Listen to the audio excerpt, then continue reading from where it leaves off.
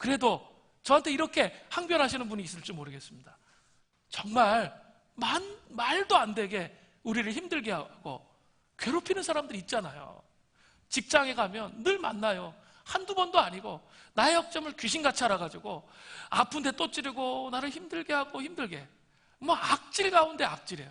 우리 성도님들의 얘기를 딱 제가 이렇게 직장이나 뭐 사업 현장에서 일어난 얘기들을 들으면 저도 막 화나. 와, 진짜 악질이다. 야, 그런 인간이 다 있냐. 저도 막 그런 생각이 들 때가 있어요. 그런 모습을 가진 사람이 세상에 너무 많아. 그죠? 그것을 겪고 있잖아요. 악질 가운데 악질. 저도 뭐 화가 나는데 성도님들의 얘기를 들을 때 저도 같이 화가 나. 그런 사람들이 많아요. 그럴 때 우리가 어떻게 해야 돼요? 로마서 12장 19절부터 21절이 답이에요. 자, 이렇게 돼 있죠. 내 살아가는 자들아, 너희가 친히 원수 갚지 말고 하나님의 진노하심에 맡기라. 기록되었을 때 원수 갚는 것이 내게 있으니 내가 갚으리라고 주님께서 말씀하시느니라. 성경의 전체 흐름의 맥락이 이거죠. 원수 갚는 거 누구에게 있는 거예요? 하나님의 진노하심에 맡겨야 돼요. 하나님께서 원수 갚아 주신대요. 그러니까 너희들은 원수를 갚지 말라는 거예요. 그죠? 심판의 주권이 누구에게 있어요? 하나님께 있다는 거예요. 여러분 믿으세요? 심판의 주권이 하나님께 있다는 거예요. 여러분 십자가의 그 능력을 믿으세요? 그 십자가의 은총을 믿으세요? 그러면 그 심판의 주권이 하나님에게 있다는 것을 믿어야 돼요. 그러고 나서 우리가 해야 될 일이 뭐예요? 그러면 20절에 나오잖아요. 내 원수가 줄이거든 어떻게 해요? 이를 악물고 어떻게 해야 돼요? 먹어 하면 줘야 돼요. 처먹어 하면서 줘야 돼요. 그리고 또 목마르거든 어떻게 하라고요? 마시게 해야 돼요. 그렇게 하라고 주님 말씀하셨어요. 근데 그렇게 하는 이유가 뭡니까? 그렇게 함으로써 내가 숯불을 그 머리에 쌓아 놓으리라. 악에게 지지 말고 선으로 악을 이기라. 상처 주고 아픔을 준 사람에게 먹어 하면 숯불이 하나 올라가요. 그 사람 머리에. 악질 중에 악질에게 숯불이 하나 올라가. 그리고 또 물을 줘. 또 올라가. 이게 많아진다고 생각해 보세요. 그럼 그게 어떻게 되죠? 쏟아져 내려요. 그게 심판이에요. 그러니까 죄악이 하늘에 닿으면 반드시 하나님 그 심판하세요. 하나님 무조건 날마다 그냥 용서하고 끝내시는 게 아니에요. 하나님이 때가 있는 거예요. 심판의 주권이 있어요. 근데 있죠, 그때가 딱 되잖아요. 하늘에 상달되죠. 그 죄악이, 그 사람의 죄악이 이제 한두 사람이 아니야. 죄악이 하늘에 상달되면 하나님 그 사람 반드시 심판하세요. 그죠? 사이클이, 심판의 사이클이 나는 오늘 기도해놓고 내일 일어나기를 바라잖아요. 아니 지금 당장 일어나기를 바라잖아요. 그런 일은 없어요. 그게 하나님의 심판의 주권이라는 거예요. 주권적 통치라는 거예요. 우리가 죽는 날까지 그것은 하나님 알아서 하실 일이에요. 그러나 그 일을 반드시 하신다는 거죠. 그 일 가운데 그렇게 하다가 그 사람이 예수님께 돌아오면 뭐 감사한 거죠. 돌아오면 그 사람이 알 거 아니에요. 그래서 우리에게 용서를 구하겠죠. 그러면 정말 형제를 얻는 거잖아요. 그죠? 복음으로 하나 될 수 있는 거죠. 그 사람이 용서를 구하고 하나 될 때. 그러나 끝까지 완고함으로 가면 그 다음에 어떻게 하시는 거예요? 난 모르겠어요. 주님이 심판하시는 거죠. 그건 주님의 주권이에요. 그리고 우리 쪽에서 할 일은 그 심판을 생각하는 게 아니라 뭐예요? 이를 악물고 이거 하는 거예요. 마시고 먹이고 용서하고 이 작업을 해야 된다는 거죠. 자, 이제 다윗이 사울의 겉옷을 벤 후에 어떤 반응을 했습니까? 첫 번째는 마음이 찔렸어요. 사무엘상 24장 5절을 보세요. 그리한 후에 사울의 옷자락을 뱀으로 말미암아 다윗의 마음이 찔려. 왜 다윗은 마음을 찔려 했을까요? 크게 두 가지 이유가 있습니다. 하나는 왕의 옷은 왕권을 상징하는 거예요. 그래서 배웠다는 것은 뭐예요? 왕권을 배웠다는 것과 똑같은 의미가 있는 거죠. 그는 결코 다윗은 하나님이 허락하실 때까지는 그 왕권을 자신의 노력으로 빼앗으려고 하지를 않았어요. 성경을 쭉 보면, 사무엘상하를 보면 자신의 어떤 노력으로 그 왕권을 스스로 빼앗으려고 하는 그런 짓을 안 했다는 거죠. 그렇기 때문에 예, 하나님의 주권 앞에 모든 것을 맡기고 있었기 때문에 옷자락을 베는 것, 그것만 해도 마음이 찔렸던 거예요. 이게 첫 번째 마음이 찔린 거예요. 두 번째로는 다윗이 사울의 옷자락을 딱 베면서 마음 한구석에 사울왕에 대한 미움과 증오가 올라와서 막 그 마음속에 지키고자 하는 그 마음이 있었던 것 같아요. 그죠? 누군가 용서하고 용납하는데 100% 퍼펙트하게 용서가 탁 됩니까? 한 최소한 1%에서 10%는 마음속에 뭐예요? 미움의 감정, 그 억울함에 대해서 복수하고 싶은 감정이 우리 마음속에 있는 거죠. 그죠? 다윗도 그 감정이 있었던 거예요. 그래서 옷자락을 베면서 그런 감정이 투영됐던 것 같아요. 그러니까 어때요? 아, 그거 아닌데, 그거 하나님의 방식 아니잖아요. 하나님 주권 맡긴 거 아니잖아요. 그래서 마음이 찔렸다고 하나님 앞에 찔린 마음으로 그 죄책감을 가졌던 것이죠. 그게 오늘 본문의 내용이에요. 참 대단하죠? 저는 이거 보면서 정말 다윗이 대단하다, 이런 생각이 들었어요. 또 사울왕의 겉옷자락을 베고 두 번째로 어떤 반응을 해요? 부하들을 꾸짖습니다. 사무엘상 24장 7절을 보세요. 다윗이 이 말로 자기 사람들을 금하여 사울을 해하지 못하게 하니라. 사울이 일어나 굴에서 나가 자기 길로 가니라. 우리 아둘람 공동체 사람들 얘기 들어봤죠? 예, 우리 저번에 강의 때 23장 얘기했잖아요. 어떤 사람 모여 있는 거예요? 예, 구성원 자체가 사울 정권 안에서 환난당한 자. 두 번째 어떤 사람이에요? 빚진 자. 세 번째 어떤 사람이에요? 마음이 원통한 자. 막 억울하고 원통하고 막 이런 사람들 막 모아놨어요. 다윗의 부하가 600명이 그런 사람들이야. 사울 정권에서 힘들었던 사람들. 그러니까 이 사람들은 뭐예요? 들나귀 같죠. 자기 멋대로죠. 거역과 불순종을 반복적으로 하는 그런 사람들이에요. 그런데 자신들의 원수를 죽일 수 있는 절호의 찬스가 왔는데 지금 자신들의 리더인 다윗이 뭐예요? 엉뚱한 반응을 한단 말이에요. 그러면 어때요? 분명히 마음속에 막 분노가 막 부글부글 일어나면서 거역하면서 항명하면서 막 다윗에게 달려들려고 했을 것입니다. 그런데 다윗이 어떻게 합니까? 참 멋있어요. 다윗이 이 말로 자기 사람들을 금하여 7절 전반절에 이렇게 되어 있어요. NIV 성경을 보니까 금하여가 리뷰크, 꾸짖다, 아주 엄하게 꾸짖는 것을 말하는 거예요.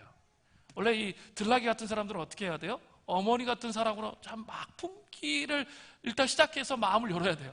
뭐 그런 작업을 해왔던 것 같아요. 그런데 이 사람들이 경계선을 넘으려고 하잖아요. 그죠? 하나님의 말씀에 순복하는 게 아니라 경계선을 딱 넘으려고 하니까 어때요? 엄한 아버지의 사랑으로 단호하게 야단을 친 거예요. 근데 그 단호하게 야단을 칠 때 거기에 다윗에게 영적 권위가 있었던 것 같아요. 그들이 순복하는 거죠. 다윗의 리더십을 따르는 거예요. 그런 모습들이 이 본문에 나타나고 있습니다. 다윗은 굴에서 나와서 위험할 수도 있었죠. 위험할 수도 있었는데 주어진 상황을 활용합니다.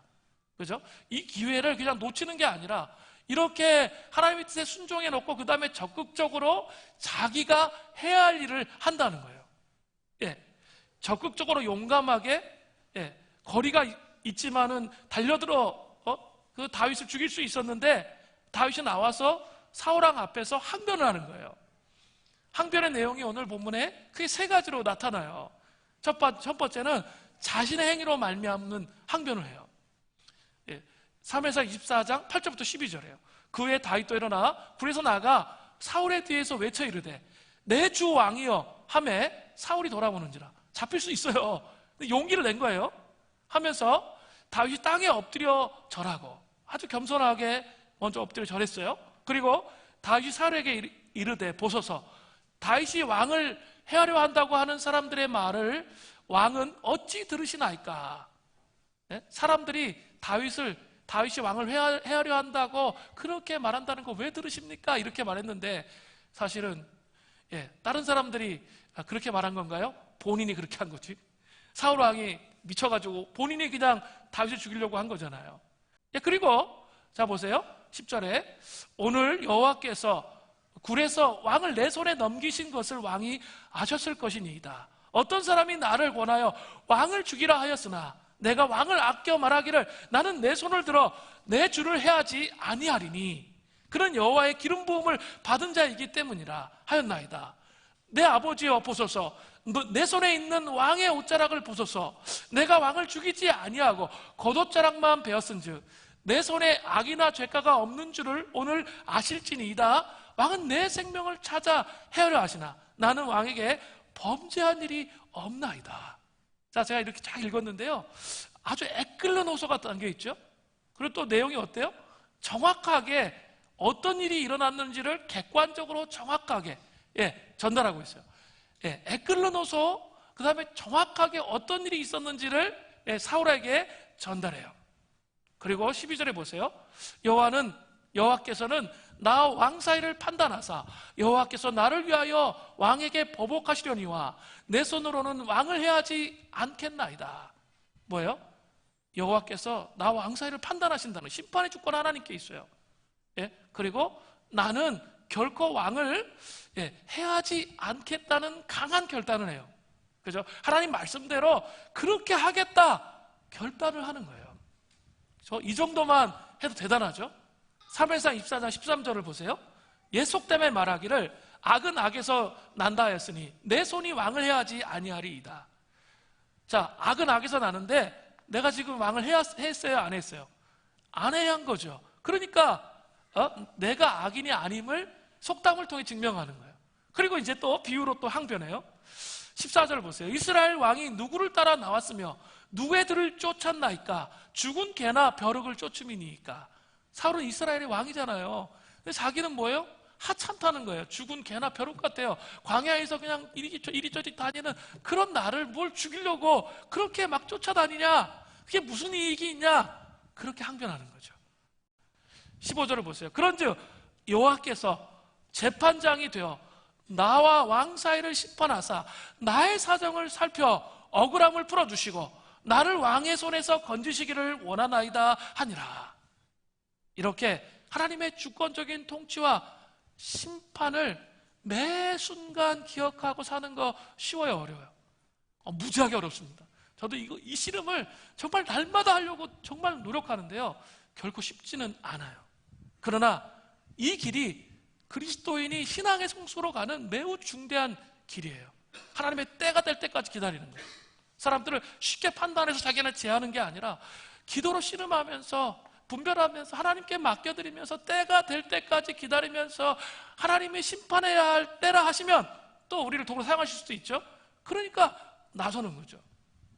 그렇지 않으면 나서지 않는 거예요. 심판의 주권을 주님께 드리는 거, 이거요 무지하게 어려운 대신에 이것을 제대로 하면 신앙의 성숙의 여정에 빠른 길을 갈 수 있다는 거예요. 다윗은 이런 비슷한 일을 26장에 또 겪어요.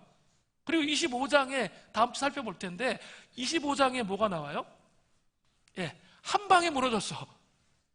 한 방에 무너져요. 그 심판의 주권과 주권적 통치와 심판을 인정하는 삶을 살았는데 25장이니까요. 누구 때문에? 나발 때문에. 나발의 재산을 보호해줬는데 광야에서. 아니 이 인간이 추수때가 됐는데 어떻게 했습니까? 선을 악으로 갚아버렸잖아요. 그래가지고 완전히 그냥 열받아가지고 돌격 앞으로 군대 데리고 출발을 했죠.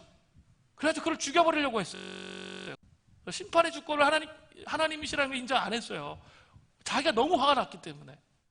그런데 누가 있었어요? 나발의 아내 아비가일이 현숙한 여인이 나와서 그 심판의 주권에 대한 것을 상기시켜 주는 거예요. 그러니까 다윗이 어떻게 해요? 주님을 찬양해요. 하나님께 범죄하지 않게 하신 주님을 찬양하는 내용이 나와요. 다음 주에 자세히 살펴볼 텐데 주님을 찬양하는 내용이 나오거든요. 돌아가요. 그리고 나발이 어떻게 됩니까? 10일 만에 갑작스럽게 죽어요. 그리고 하나님의 심판이 임해요. 그리고 다시 26장이 시작되는 거예요. 똑같은 패턴을 통해서 하나님이 이 심판의 주권을 맡기는 그 여정을 졸업하기를 원하시는 그런 내용이 나오는 거예요. 저와 물대농산 수림교회 모든 성도들이 신앙 성숙으로 나아가는 그런 자들이 되기를 소원합니다. 하나님의 주권적 통치와 심판을 인정하는 그런 하나님의 사람들이 되시기를 간절히 바랍니다. 자, 이제 이런 내용을 듣고 사울이 뉘우쳐요. 그리고 선처를 부탁하는 내용이 나와요. 자, 보세요. 다윗의 이 적극적인 항변에 사울이 어떻게 반응합니까? 사무엘상 24장 16절을 보세요. 다윗이 사울에게 이같이 말하기를 마침에 사울이 이르되 내 아들 다윗아 이것이 내 목소리냐 하고 소리를 높여 울며. 여기 내 아들 다윗아 이렇게 나오죠. 그리고 울고 있어요.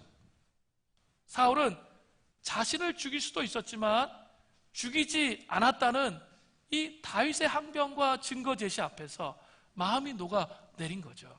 그는 뉘우침으로 흐느끼고 있습니다. 그러면서 놀라운 것은 자기 마음속 깊은 곳에 숨겨놓았던 다윗과 자신의 운명에 대한 이야기를 본인이 해요. 다윗과 자신의 운명에 대한 이야기를 한다니까요. 자, 보세요. 사무엘상 24장 17절부터 19절을 보세요.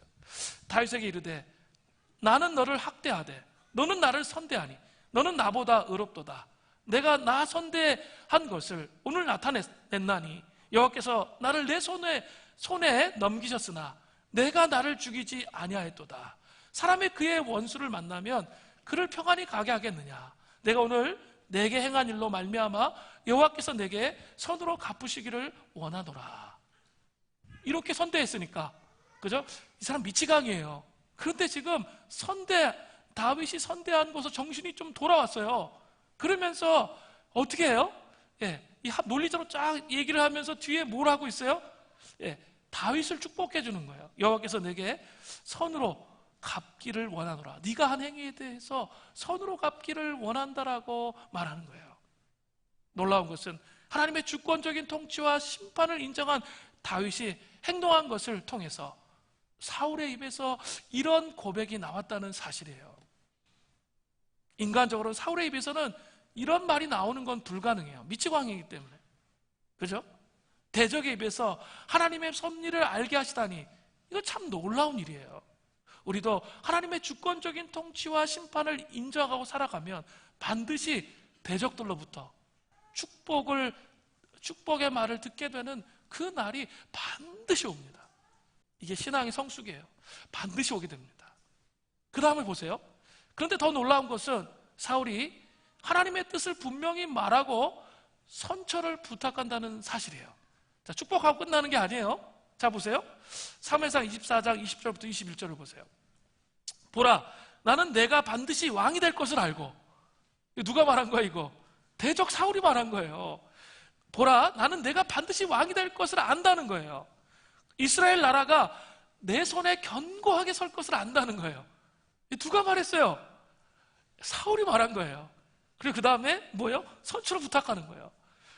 그런즉 너는 내 후손을 끊지 아니하며 내 아버지 집에서 내 이름을 멸하지 아니할 것을 이제 여호와의 이름으로 내게 맹세하라 하니라. 하나님의 주권적인 통치와 심판을 인정하는 삶을 통해서 하나님의 뜻을 대적으로부터 듣는 은혜가 정말 우리에게 있기를 바랍니다. 그죠? 너무나 영광스럽고 감동적인 날이 될 거예요. 반드시 그런 날이 옵니다.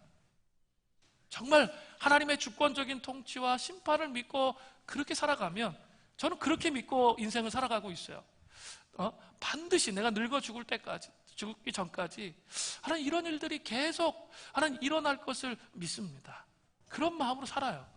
그런 마음으로 목회해요. 그런 마음으로 힘들고 상처받을 때마다 하나님을 의지하면서 이를 악물고 축복하면서 그렇게 사는 거예요. 그러면 반드시 그 영광스러운 날이 와요. 그리고 이 말을 또 누가 했어요? 또 요나단도 했잖아요. 지난번 강의에서 들었죠? 똑같은 말하고 있거든요. 대적의, 그죠? 대적의 아들과 대적의 아버지가 똑같은 말을 하고 있어요.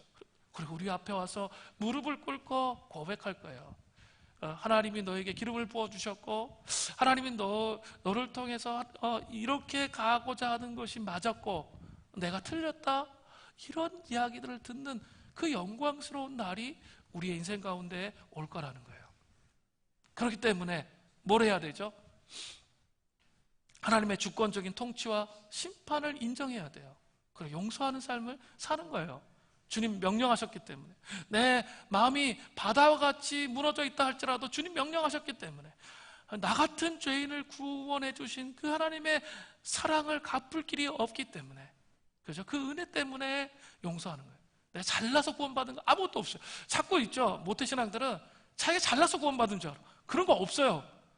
우리는 죽을 수밖에 없는 죄인이에요. 그런데 우리가 건짐을 받았다는 거, 이거 하나, 이게 너무 감사한 거예요. 이게 너무 감동이 되는 거예요. 그래서 그 주권적인 통치 앞에 모든 것을 맡길 수 있는 거죠. 그러면 반드시 그런 삶을 살아가는 자에게, 그 다윗의 앞에 무릎 꿇었던 것처럼 그렇게 하는 날들이 반드시 오게 됩니다. 그러니까 눈에 보이는 거에 너무 집중하면, 하나님께 집중 안 돼 있으면 눈에 보이는 거, 막 상처받은 것, 요거에 막 집중하면 어때요? 그냥 용갈이 되는 거죠. 막 불 뿜어요. 계속 화가 나요. 그리고 또 불신자하고 똑같은 수준, 나에게 힘들게 했던 사람과 똑같은 수준으로 낮아지는 거예요. 그 신앙이 뭐라고요? 어린 거예요. 신앙이 거의 없는 거예요. 진짜 신앙의 사람은 어떻다고요? 그렇게 하는 게 아니에요. 풀어주고 녹여주고, 정말 이게 어려워요. 숨 막힐 정도로 어려워요. 그러나 반드시 내 발 앞에 무릎 꿇게 하는 그 날이 올 걸 믿는 거예요. 주님의 주권적인 통치와 심판을 내가 인정했기 때문이죠. 하나님 그렇게 하실 거예요. 우리 직장생활 속에서 어려움 겪는 거 너무 많잖아요. 그리스도인이기 때문에 겪는 어려움 너무 많지 않으세요? 맨날 용서하고 뭐 다 퍼주고, 난 도대체 어떻게 살라는 거야? 여러분 그런 생각 안 드세요? 저는 날마다 들어요. 그러나 믿는 거죠. 누구를 믿는 거예요? 전능하신 하나님, 온 우주를 통치하시는 하나님이 보수하시고 갚아주실 것을 믿기 때문에 그렇게 사는 거죠. 그죠? 그런 그 하나님이 보수하시고 갚아주실 것에 대한 이 통치에 대한 확신이 없으면 절대로 이렇게 살아갈 수가 없어요. 그리스도인처럼. 그 은혜가 우리에게 있기를 바랍니다. 그럼 오늘 본문에 마지막으로 이제 안타까운 게 하나 있어요. 사무엘상 24장 22절. 다윗이 사울에게 맹세하여 사울은 집으로 돌아가고 다윗과 그의 사람들은 요새로 돌아가니라. 사울은 기브아로 돌아가고 다윗은 광야의 요새에 남아있었던 이유가 뭡니까? 사울의 뉘우침이 뭐까지 안 간 거죠? 회개까지 안 간 거죠. 회개에는 합당한 열매가 맺혀져야 되는 거죠. 그리고 진짜 회개했다면 어떻게 해야 될까요? 자기 왕권을 다윗에게 물려주고 내려놓아야 진짜 회개죠. 그리고 그렇게 됨을 통해서 사울왕은 살 길이 있었다는 거죠. 그런데 그는 진정한 회개를 하지 않음을 통해 더 어둠에 잠식당하는 거죠. 그래서 이제는 26장에 아직 또 한 번 또 죽을 뻔하고 이제는 영영이 돌아올 수 없는 그 길을 가는 거예요. 하나님은 제가 말씀드렸어요. 심판의 때까지 참으세요. 이 숯불이 너무 많이 쌓일 때 그때 이제 심판을 행하시는 거예요. 그때까지 인내하시고 참으시는 거예요. 그것을 기대하며 그것을 좀 생각하셨으면 좋겠어요. 그러나 다윗은 하나님의 주권적인 통치와 심판에 대해서 더 깊은 신뢰로 나아갈 수 있었다는 것이죠. 그 은혜가 우리에게 있기를 바랍니다.